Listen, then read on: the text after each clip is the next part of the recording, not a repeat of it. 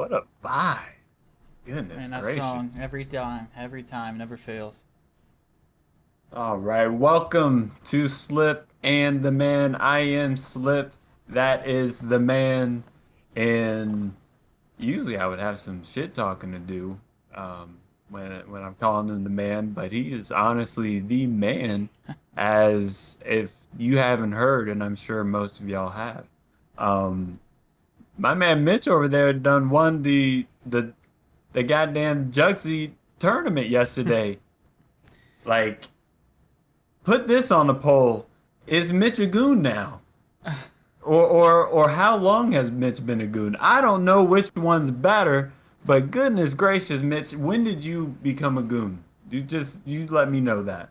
I don't consider myself really a goon. I was just in the zone last night. That's all. I mean, I have my ups and downs. So, sometimes I didn't think I was gonna be able to do it last night. I was so tired for going into it. I wasn't even sure I was even gonna go into it. But I tell you what, I credit the Excedrin migraine I took because I think that little caffeine boost just was enough for me to get focused. I guess have some focus in it or something. I don't know, but that was so much fun last night though. Such a great time. You know you don't have to be humble on your own show.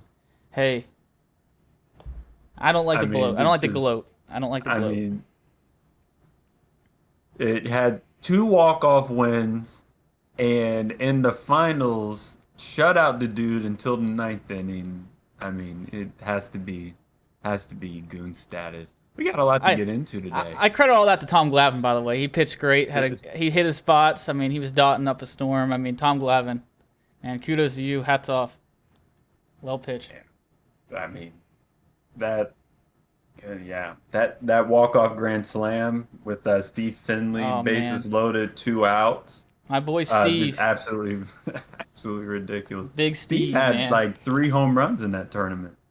I've been trying to get a reason to get him out of my lineup, but I just can't. And that is proof in front of everyone to see why, for me at least, it's so hard to get him out of my lineup. I might think about putting him in my lineup. I Yes. obviously needed somebody like to do that for me. It's Um, Having an early exit in the second round. Um, it was my first game though. and it's his swing's not for everyone. I know a lot of people say it's too quick, so it's just one of those things. It's just a swing I can get down with. So Hmm. it's just one. It's like any card, and that's the best part about MLB the Show. There's cards that some people are great with that some others aren't, and it's just Hmm. all the swing. It's usually the swing. Some people have long Hmm. swings. Some people have short, Definitely. compact swings. So just whatever you're comfortable with, really. So that's the best part about the game is not everyone has the same team. You're lucky you weren't counting on your mean Mercedes. Oh, tell me about it, man. I mean, what happened there? Well, I I can't tell you because I was actually at the game a week ago today. I was there, and he was DH in that game last Saturday, against the the Stripers, correct? The AAA team of the mhm. Atlanta Braves. So that's pretty cool. Yeah, yeah. A lot of Braves fans there, which was nice because down here in Charlotte, there's all obviously a lot of Atlanta fans since it's the closest MLB team. Well, it's Braves country in It is Charlotte. Braves country. Very true. And so he was DHing, and he's about the only one that did anything, honestly, at the plate that night. The Knights were absolutely cold with the bats. I mean, that was Eloy Jimenez's first game with the Knights. He was down in Double A for, I think, a few games, and then he came up the night I was there. It was his first game in Triple A. He went when I saw him. It was 0 for 3, three strikeouts. So it was a rough outing for him, and unfortunately, I wanted to see him go off. But hey, that's when Yermin Mercedes hit a bomb, then a nuke off the scoreboard. Have you ever had a teammate walk out like that? And we've both we played baseball a long time. We have over a decade together of, or a decade each of playing. I don't think I've ever experienced someone just walking out like that, just leaving. I honestly have, and it's crazy to think about because I was it was our travel baseball team back when I was like 10. It's just so crazy, and the kid just absolutely was. He was mainly just a pitcher, didn't get to pitch that game, so he literally just walked, got up, left the dugout, went to his like parents, and they just left. You never saw him again. Well, he came. He tried to come back to play, but the coaches just told him no. I mean, like for Oh, doing that, so that was enough of him. I mean, he was a head case, but that's probably one of the only times I've really seen it live, like in a game, or when a game's getting ready to start. yeah. I don't think I've ever experienced anything like that. I think I've had players leave in the middle of the season for personal reasons. I don't think anyone that left in the middle of the season for personal reasons was any integral part of the team, and maybe that's why they left. But for Yermin to go out and post that on his Instagram, I don't know what all he said in that original post. Um, I can't read Spanish, but it was a lot.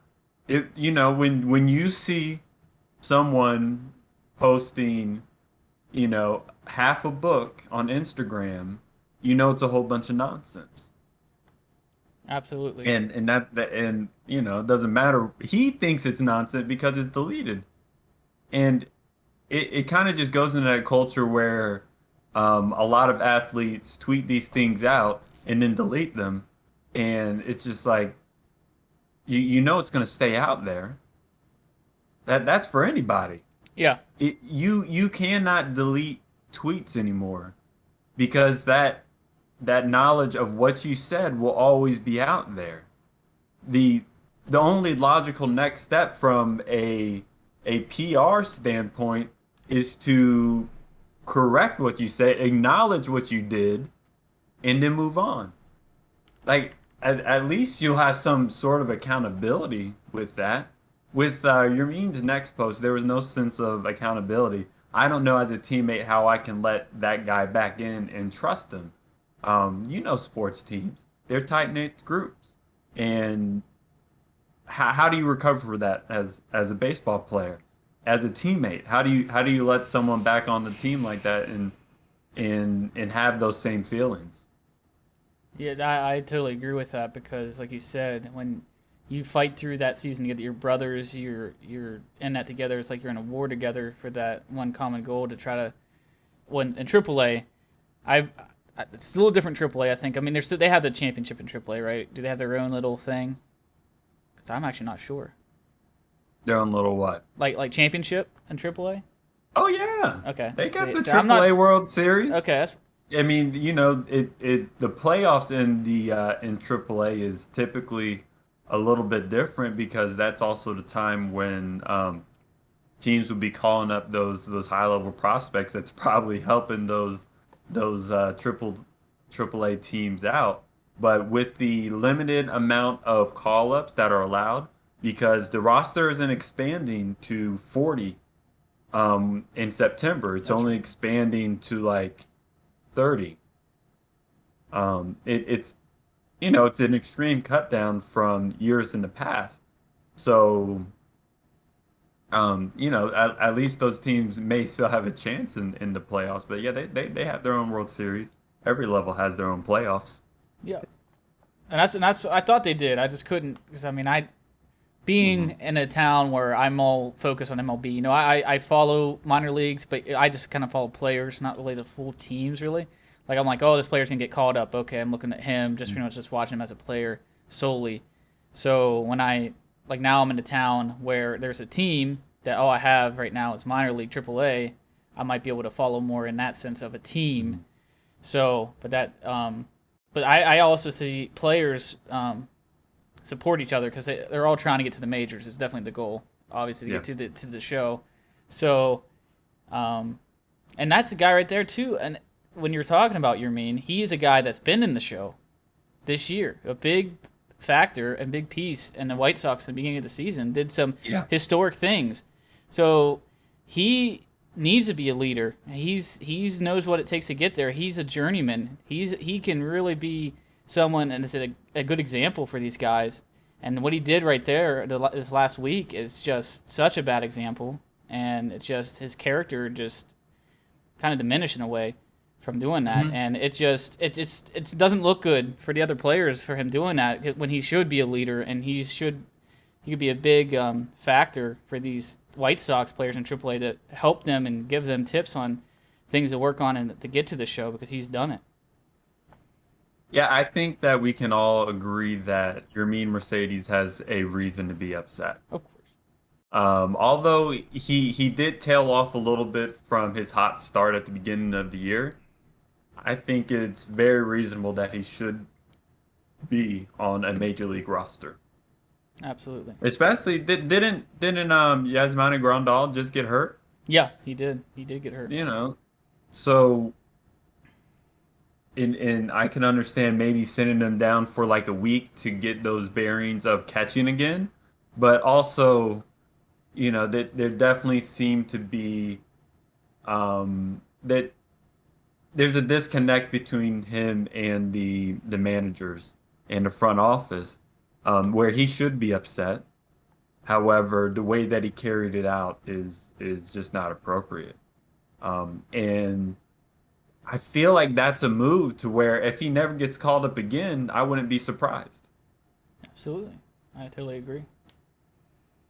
And that's one thing, oh, Tony La Russa is just an old school manager. He doesn't put up with anything, and I'm sure they've had their and behind closed doors have had their differences, and obviously the manager in the end has the upper hand, and GM of course that makes the move, but of course the manager and GM work together, not all the time. Sometimes that we've seen in the past, and even in Moneyball how Billy Bean and the manager, what was the manager's name at the time? I can't remember his name, but they had their differences.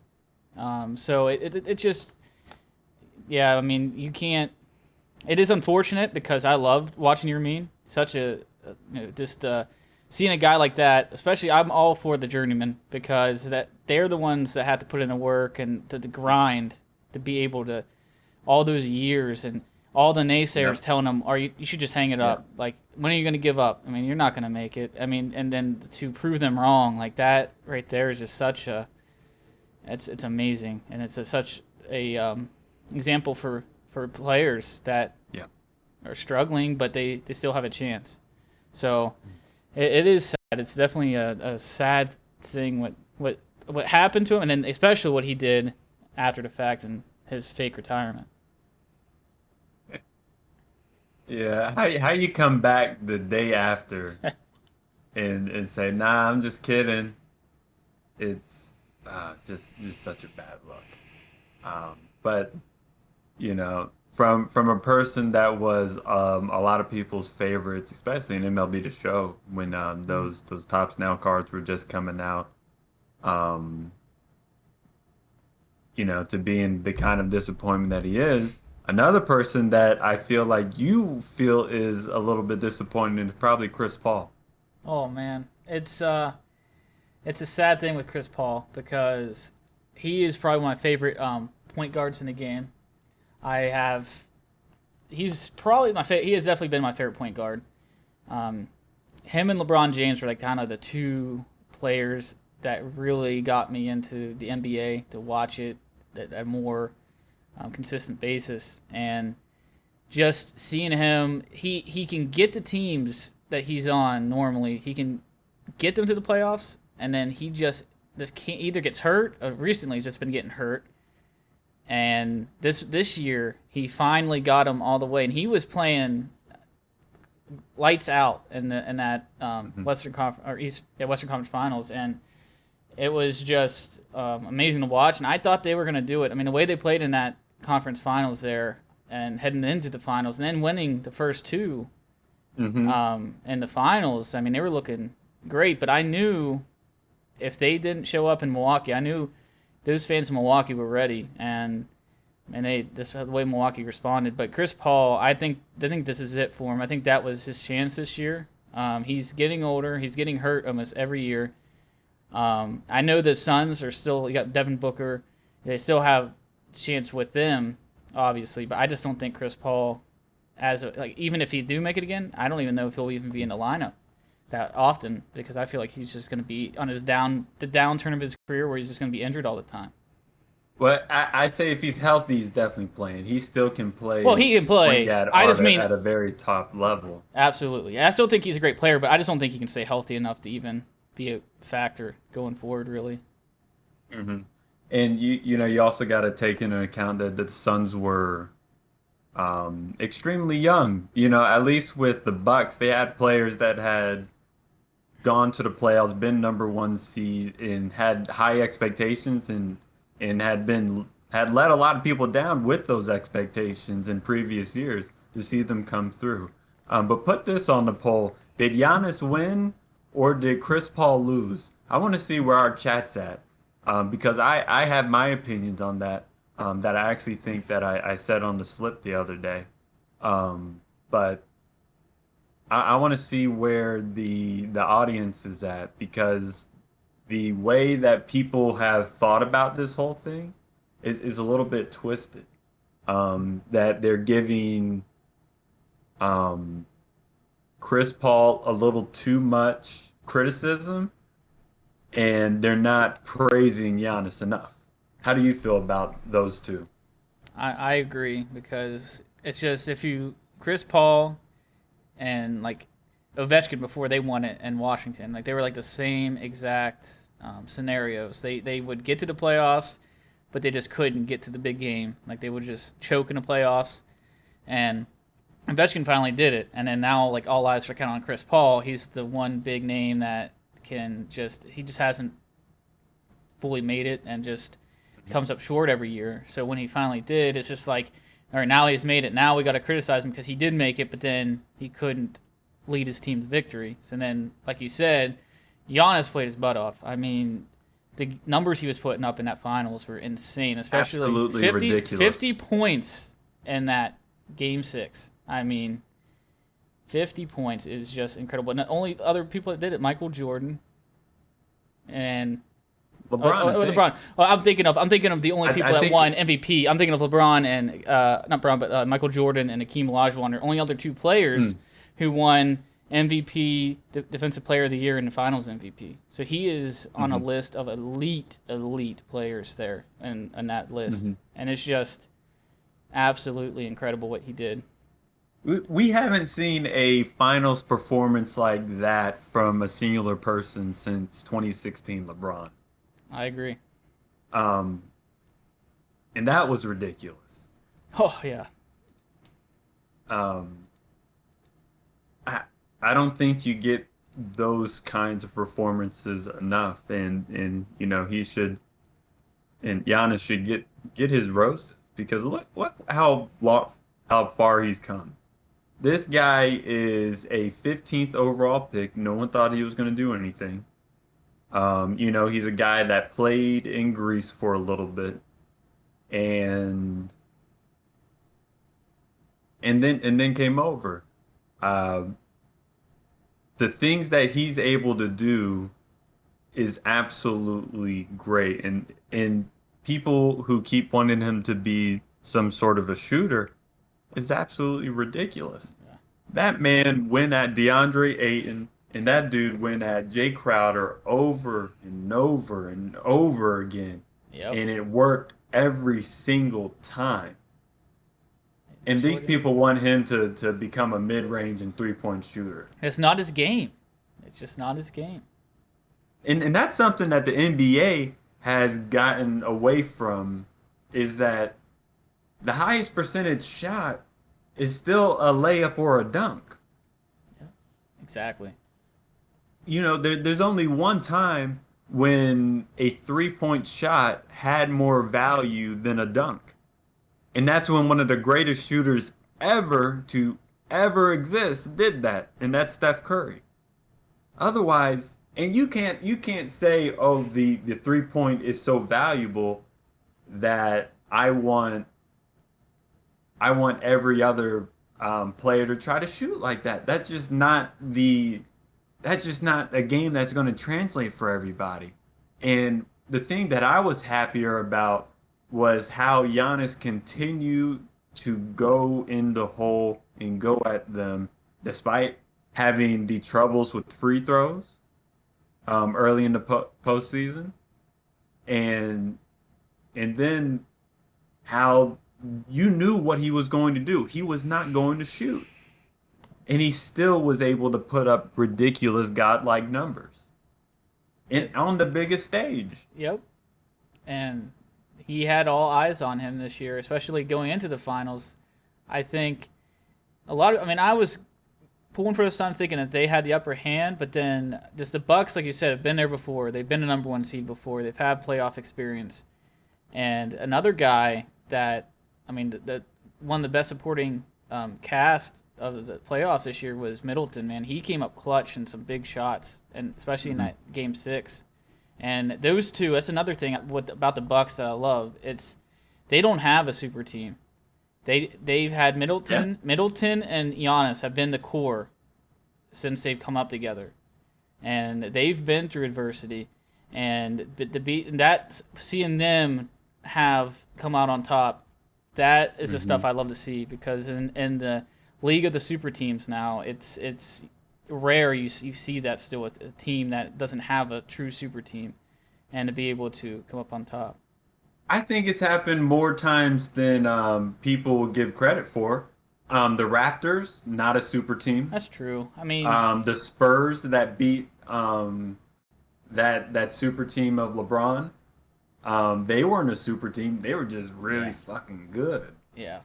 I think the Raptors were probably the most recent. People kind of look over. I feel like for some reason I don't know why I looked over them, but before that, you had to go back all the way to the Spurs, and that's a long time ago.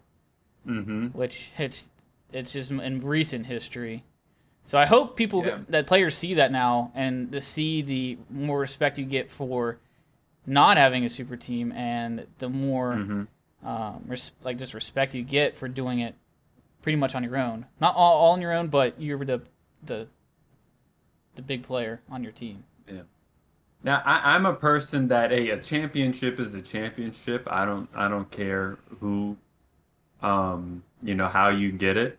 But I'm not going to deny that there's not questions. I do have questions for Kevin Durant.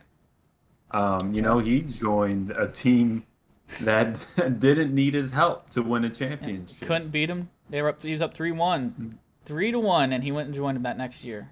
And that's why he lost a lot of respect from a lot of people.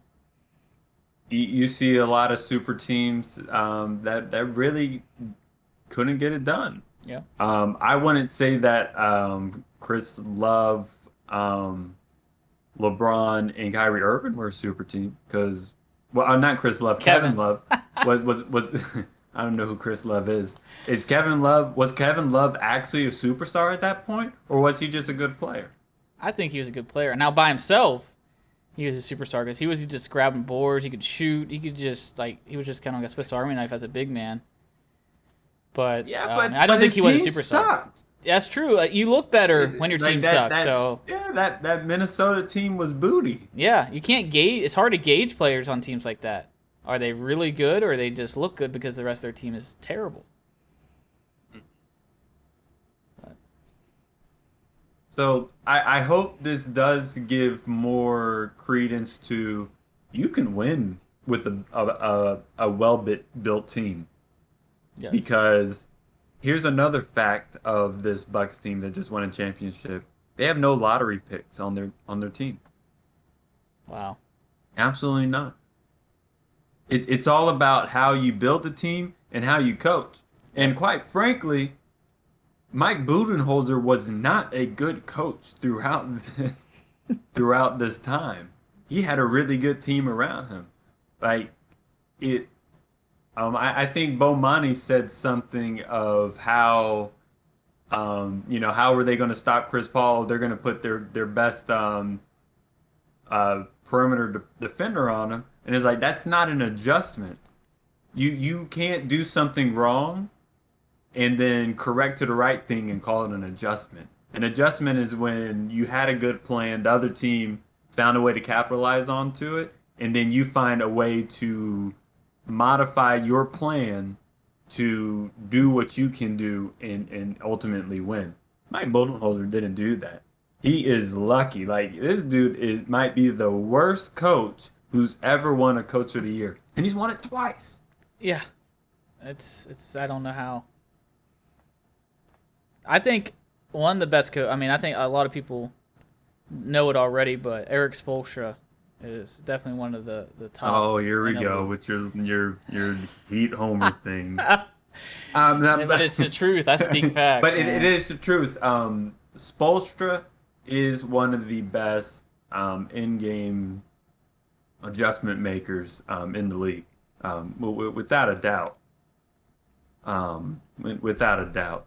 And I will say I am a little bit salty about Mike Budenholzer, the way that he left the Hawks, Yeah, and the way that he treated them.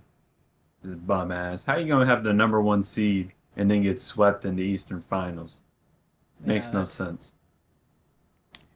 It just that's just bad coaching at the time. I mean, who Yeah. knows how much effort he put into it? Maybe he wanted out. You just don't know what's going on in his mind. Just the whole scenario and his surroundings and just everything. Yeah, But and if I'm gonna keep going on this bandwagon of being a Homer fan, if it wasn't for a ref, the Hawks would have won the NBA Finals. How about that? oh man, you're going very hot. If Trey Young did not step on that ref's foot, the Hawks would have whooped the Bucks' ass and they would have whooped the Suns' ass. Oof. Changed my We'll mind. see.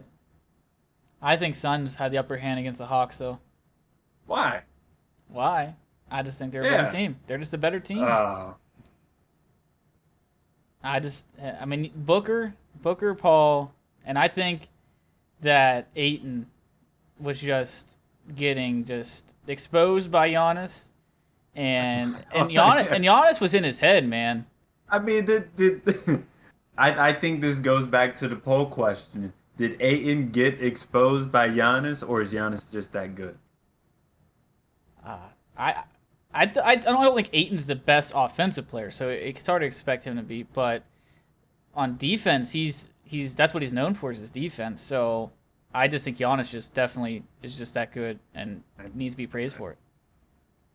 Yeah, I agree. It definitely it definitely was a little bit of youth with Ayton, but Yeah. Giannis. I mean, we that block that happened on Ayton on that pick and roll to the alley oop. Oh yeah. I think there's only one other player that can make that play. He may not be able to make that play anymore because he's too old. That is a play that only I feel that's a LeBron-esque play. Yes. Absolutely. I don't know another player that's making a play like that. I can't think of any either. And it's just ridiculous. But um So now that I don't have a really good transition to this next topic, I do want to let y'all know that we have the Slip Invitational coming up after this. If you excited, you invited. It's going to be double elimination, one inning friendlies. You better come prepared. It's going to be God squads on. Did we decide if it was Hall of Fame or All Star? We can do it right now. Put that on the poll, Hall of Fame or All There Star. we go. Let the people decide. And we also got some pretty fun. We're gonna go over the picks later, and we also have a new segment that we're debuting that y'all are definitely gonna have to stick around for. But in other big news this week that I feel like kind of came out of nowhere, and I'm not sure how many people feel about it. We probably should have asked Yankees how he feels about that since he's lived in Cleveland practically his whole life, or he lived by Cleveland practically his whole life. They changed their name to the Guardians. They sure did. Um, And the fact that they did it in announced it in mid-season, um, the whole thing just seems off to me. Should they have changed the name? Yes. Um, the name the Cleveland Indians is obviously problematic. Definitely. I mean, it needed change, Um, but the announcement of it is just once again, it's just like I guess MLB has a theme going this year. It's just let's do changes during midseason because you got the spider tax stuff, and now here we go with a name change. So I don't know what's going on here. I don't know if the owners are just kind of going along with the commissioner or what. but it's not like they were getting any shit from it. No. It's not like it was such a big deal that, players couldn't get into the stadium because people were protesting outside. It's not like that was going on at all. So just the timing of it is odd. But um is this name change going to have a ripple effect? I can't speak today, y'all. Is that going to have a ripple effect through other leagues or even just within the MLB? That is a very good question. I've said it before. I mean, you got the Braves, but I think we've all talked off camera here and just the whole community here about it Uh, just the other day, and it was I don't see the Braves changing their name, but like the Tomahawk Chop, they've already got rid of. The Seminoles, I believe, got maybe. maybe, and the I Seminoles don't know if got. they have gotten rid of the tomahawk Oh, chalk. They play that shit when they want to. I guess they It's just. almost it's like someone saying that, oh, I'm gonna change my behavior, but when they get upset or something good happens, they do it anyway. Mm-hmm. And then you got the Seminoles, but I supposedly, I guess, this is a speculation, so don't take my word for it. But they have approval from the tribe to be able to use their name, the Seminoles, supposedly. So I mean, with that, if that's the case, Is that written down somewhere, or is that just what someone from Florida State just made there's a up? source. I heard a source. I don't know What how credible. source? I don't know how You credible the ain't got no source is. source. It's just an incredible source, but um, What happened there? what did happen? But so the Seminoles are on the in the spotlight there with that. The Braves, of course, the Redskins are already just a Washington football team, and that. How about that? You got a team that's had a decision to change their name. They haven't yet, and the NFL season's getting ready to start again. They're starting training camp, and they're still the Washington football team. Then you got a Yeah. team that had to change it at the beginning of the season, and they already changed it mid-season. So it's just there's two spectrums of too soon and too late. I just don't know what's I, going on here. well, with Washington, I think they like Washington football team. I do too. I can, even though they've announced that they have a name in mind and they're not going to announce it until like next year. I think that's what the story said. Um, I don't think they're actually going to change. They're just going to keep Washington football team Just the and generic just keep it football team. rolling. Yeah. Which I, which isn't the worst thing. no, It's not exactly the best thing. I mean, I'd rather people have something Um, that's like too generic than it's just, oh, that's terrible. Like, oh, that name's yeah. awful. It's like Liverpool Football Club. That Yeah, sounds good. yeah, It's just classic. It's nice. It's smooth. It's to the point. exactly. There's no fluff within that. Washington football team. But the only thing that's weird about Washington football team is that the reason why they're called Washington football team is because they had a racist ass name before. Absolutely. You know, The Washington racial slurs. it's it's the whole organization is poorly run. You got your man Dan Snyder that hired his wife recently and said she is the co-CEO Co-CEO. of the Washington, and it's all just PR stuff. Yep. And it's the timing of it, the who it is, everything about that screams oh, this is just a PR move.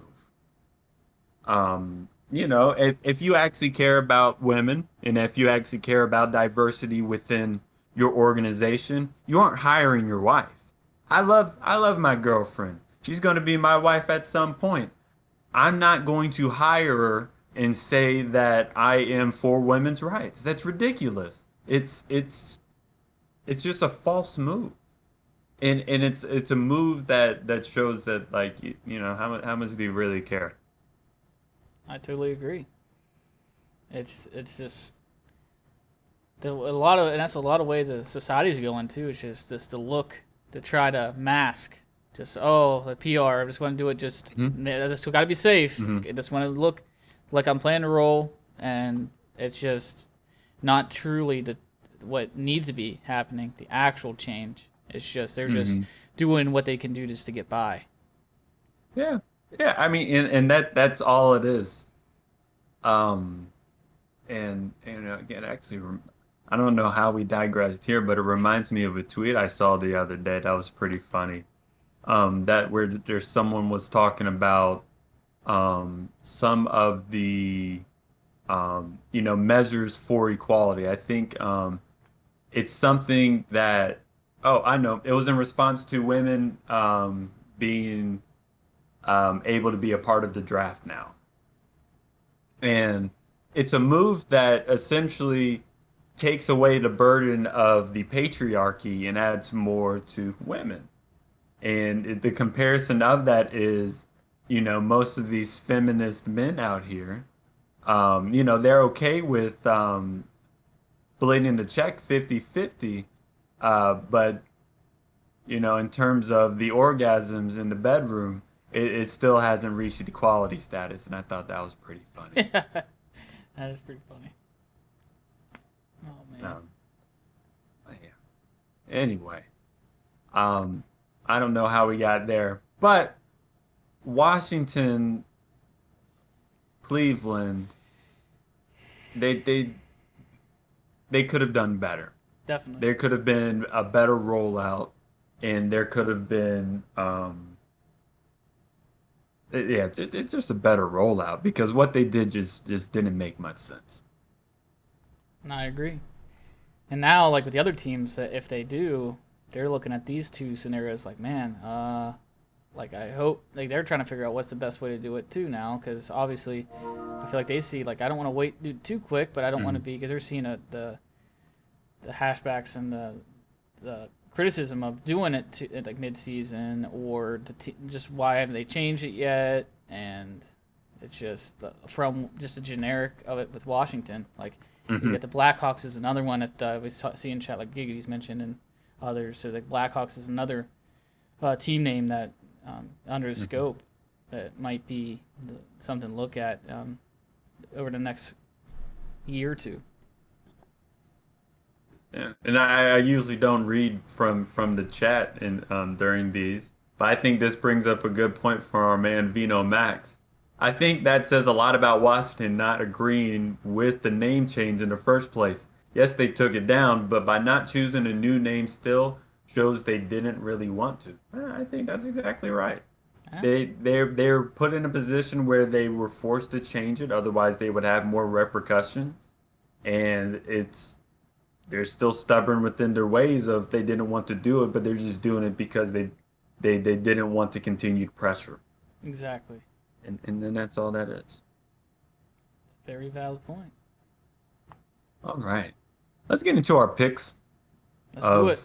day. Last time, which was 2 weeks, um, 2 weeks ago. First was the World Cup, or not the Euro Cup final. And the Euro Cup final between England and Italy. Italy won. We both chose Italy. So we are 1-0 One to there. know. Let's get it. And then it's the All-Star game. The AL won. I chose the AL. You chose the NL. Well, That means I'm 2-0 and you're 1-1. And then lastly, Home Run Derby. Alonso won. We chose Gallo I chose and Soto. Soto. and we both lost. So I am two and But one. You are Soto made it 1 and further, 2. so I won there. Soto So made it further. then Well, what do you Gallo. mean? That doesn't matter. You lost. Well, I Soto made it lost. We further, both so lost. hey, yeah, it's in my personal record book, Soto won over Oh your my God. pick. Goodness gracious, your personal record book. In the actual record book, you're 1 and 2, and I'm 2 and 1. All right, whatever. All Moving right. on. So we this week's games, there's not really much going on. We don't really have that ending of the Olympics. Um, we don't have the ending the Olympics to see if there's any matches that are like big to really pick on. So we're gonna go with two Sunday games. First is the New York Yankees versus Boston. We got German versus Perez. Who do you got in this one? The German versus Perez. Hmm. You got New York or Boston? I'm going New York. My man Yankees rings 27 would hate me if I didn't pick them, and I think they're gonna win anyway. All right, I'm gonna go Boston. Just because I can't trust New York Yankees worth anything. Yeah, that is true. They're I, very. You just don't know what they're gonna every day on the diamond. What they're gonna come out and play like. True.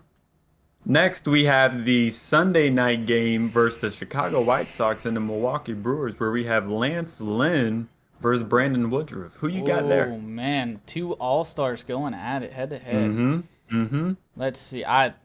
I'm gonna go with White Sox just because a division rival with the Pirates. Even though Pirates don't have a chance, I don't care. I don't like the Brewers, so I'm going with the White Sox. And I have their AAA team to root for, so I'm going with the White Sox. I'm gonna go with the Brewers just because um, a guy named Brandon starting, Ha! and so I'm gonna go for There him. you go. All right. And lastly, what we have until we get to our chat portion is we have our Twitch clip of the week. And this is something that we had been thinking about doing and collecting together. So what we're going to be doing and what we're going to be playing on our podcast every week is we're going to be going through our community vibe Twitch clips of the week to not only promote some people that we really care about, but there's some funny motherfuckers here. So which one is the Twitch clip of the week The for this week? the Twitch clip of the week of the community vibe is Bish Got Banned. And let's transition over. All right. I'm probably going to make this full screen. All right. Let's roll it. Fucking boomers. Bish always saying some, I don't know what he was doing. He was posting like song lyrics in the chat. And she's like, how old are you? He's like, 46. He's like, ooh. And then all the old guys in the chat were like, oh shit, I better not say my fucking age. And then I was like, Bunny, I'm not going to say my age. She's like, And there we go. The first ever Twitch clip of the week. And it is a I golden watched one. that clip at least 10 times. That shit was hilarious. So I really think that we can get some sound from that clip that's going to be in this show at least, maybe in the Absolutely. community for a long time. And I think from a little birdie, we might already have one. ew. And there we go. It's already There you go. clipped up and ready All to go. right. Credit to Kiwi Well, Bandicoot. all right, y'all. It is time to go into our after show. Thank you for tuning in to Slip and the Man. We will see y'all here next week. Stick around for us reviewing the polls and talking with chat. Y'all take care. Peace.